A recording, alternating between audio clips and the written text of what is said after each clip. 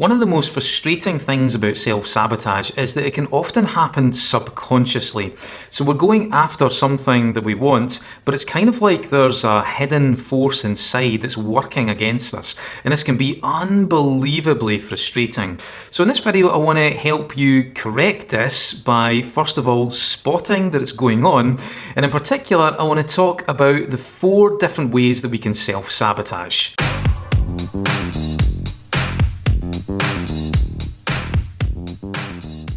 Okay, so first of all, why is it important to be able to spot the different ways that we can self-sabotage? Well, it's kind of difficult to solve a problem that we're not aware of, one that has become woven into the fabric of our being and has become subconscious. So we have to be able to smoke it out, we have to increase our awareness, bring it from the background to the foreground so we can understand it and then actually do something about it. So I want to go through what I consider to be the 4 different ways that we often self-sabotage, and we can often do each of these 4 ways very subconsciously. So, way number 1, or method number 1, is lack of self-worth. Or in other words, we don't believe that we are good enough. This is a classic one. If we don't believe that we deserve success, or we don't believe that we deserve a good relationship, or we don't believe that we deserve to achieve the goals we want to achieve, then we will secretly sabotage ourselves from the background. The classic example of this is within relationships. Say, for example, you have someone who, to use a familiar phrase, is punching above their weight. So they're in a relationship with someone who they believe is better than them, more valuable, they're maybe not quite as worthy, not quite as good as they are. They're almost always in a circumstance like that, they will end up, pushing that person away. They'll end up sabotaging the relationship. And it makes sense. If you didn't believe you deserved someone, then eventually you're actually going to fulfill that. It becomes like some kind of self-fulfilling prophecy. And this can often be working away in the background because the beliefs we have about our own value, about our own worth, sure, we know how they make us feel, but they often sit in the background, secretly affecting our behaviour and the way that we think about life. Another kind of form of this lack of self-worth is excessive neediness. This is kind of like lack of self-worth in disguise. And this is not just exclusive to relationships. Neediness will pretty much kill any kind of goal that we have. Because if we see, goal setting or going after our dreams, going after our goals as, filling some sort of gaping void in our psyche, then we're working from a place of, low value. We're working from a place of, not being good enough to begin with. And this excessive neediness can really push people away. It repels people. It also creates, massive internal tension inside of us. And this can make it really, really difficult, if not impossible, to actually achieve that particular goal because we just put too much pressure on ourselves and we end up just pushing everything away. So that is method number 1 of self-sabotaging, low self-worth. And the key to overcoming this is, of course, very simple. It's easier said than done though, and that is to recognise our own worth. Start to take a look at the stories that you tell yourself about your own value, about how worthy you believe yourself to be. Maybe it's time to reevaluate those stories. Because when you start to really believe in your own worth, you start to value yourself, that's when things just seem to fall on your lap and you start to effortlessly move towards your goals in a much more aligned way. So that's method number 1. Method number 2 is what's called conflicting parts or competing parts. So this is when a part of us wants something, but another part of us wants something else that is actually competing with that first thing. Classic example is with weight loss. Say you want to lose weight and get fit and healthy, but you also love eating cake. Both of those things are really good. There's parts of you that want both of them, but they are, of course, competing against each other. This also happens in relationships. If there's a part of you that wants connection, but there's also a part of you that loves freedom. This is why you see a lot of people who are still single in their 40s and 50s, and they don't really feel like they can get into a relationship because when they do, they get that connection that they want, but they also feel like they're losing their freedom. So they actually start to self-sabotage the relationship because they think that they're losing something really, really important. So this, by the way, is taken from something called NLP, that's Neurolinguistic Programming. I'm not going to go into that in more depth, but if you want to investigate this further, then I've actually done a video on this. I'll include the link to it in the description below. So that is method 2, conflicting or competing parts. Method number 3 is what I call twisted motivation. So there's basically 2 different main forces of motivation. We can move away from pain or towards pleasure. And this can be imagined pain or imagined pleasure, or it can be real pain or real pleasure. For example, say you were to walk into your kitchen and put your hand on a hot stove. Don't do that, by the way. We're just speaking metaphorically here. Now, that would give you pain, and you would then go, ah, and then move your hand away from the hot stove. So you would be motivated by the pain to take action and take your hand off the hot stove.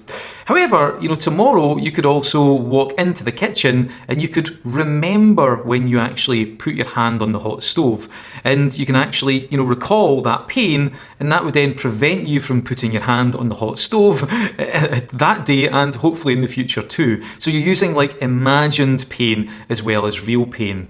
And you can also use like imagined, pleasure too, and real pleasure. For example, if you were to eat your favourite chocolate bar or your favourite food, that would make you feel really good on the inside, and you'd feel motivated to most likely eat more of that chocolate bar or more of that favourite food. However, you could also imagine your favourite food, and you could actually imagine it to the extent where you start to salivate and you feel motivated to then take action to making that meal and eating it, or going out to a restaurant or whatever. I'm sure you're starting to get a little bit hungry now. So when we self-sabotage, one of the layers of it is when these motivational circuits are actually wired the wrong way around. So we have too much pain attached to the thing that we want to do, and too much pleasure attached to doing something else that's maybe in conflict with that. So let's just stick with the weight loss and getting fit and healthy example. Say your goal was to go out running so that you could get fit and lose weight. But every time you thought about running, it was like, oh my God, you would look outside and it's raining, and then you'd start to make pictures inside your mind about how sweaty and horrible you're going to feel when you run and how much effort it is. And oh my God, you're actually attaching lots of pain to the goal that you actually deep down want to achieve. And then you turn around and you look at the couch and you go, oh, it would be amazing if I was to just lie on the couch or lie on the sofa and drink wine and, eat popcorn and watch Netflix. Oh, that would just be absolute bliss. So you're basically attaching pleasure to the opposite of what you would like to achieve, and you end up again with a kind of conflict. You're starting to self-sabotage. So it's no wonder that you wouldn't want to go out and run, even though deep down that is one of your goals, because we tend to move away from pain and then move towards pleasure. So you've wired the circuits the wrong way around. And the solution to this is to basically switch them back over. And if you're interested in learning a bit more about this, then I've done a video on this on how to overcome procrastination. You might not think that procrastination is self-sabotaging, but it absolutely is. And a lot of the time, it's because we have these motivational circuits wired the wrong way around. So if you want to know a little bit more about that, I've also included a link to this video or that video in the description below too. So that is method 3, twisted motivation. Method 4 for self-sabotaging is where we've not clarified our goals enough. As human beings, we are goal-oriented creatures. We do it by design. You will have goals and objectives whether you like it or not. But where we often get in trouble is when we've not spent the time to properly clarify it, using a really, working method of setting goals, of, really crafting those goals and making them crystal clear and compelling inside our minds. If you think about it, a goal, when we actually create a goal, it's like painting a target. So it allows us to focus all of our attention, our thinking, our resources on the attainment of that particular goal. And it also allows us to delete things that maybe don't, fit in, don't align with that particular target, that goal. And the reason why this is important, because if we don't do that, then we will be distracted, especially in modern society. There's so many things that can pull us in various different directions. And you might not see being distracted as a form of self-sabotage, but I think it absolutely is. You know, how often have you been caught in a social media loop? And before you know it, you've just spent 2 hours going from post to post and video to video, then you're on Twitter, and it's just like you just get totally caught up in it, and you've not, actually made any kind of headway in the work that you need to get done. So I think this absolutely is a form of self-sabotage, and one of the ways to get around it is to properly clarify your goals. When we do this, it allows us to paint a target on the things that we want to accomplish so that we can actually focus our efforts on it rather than get distracted in a multitude of different ways. Another way that not clarifying our goals and really reflecting on them can cause self-sabotage is because we can sometimes choose what I call social goals. So this is where we end up, living a life, crafting our life direction in a way that fits with what's expected of us. We succumb to peer pressure. Maybe it's goals that our parents want us to achieve, or perhaps we look at other people who are happy and go, okay, they're happy, so maybe if I just do the things that they're doing, I'll be happy.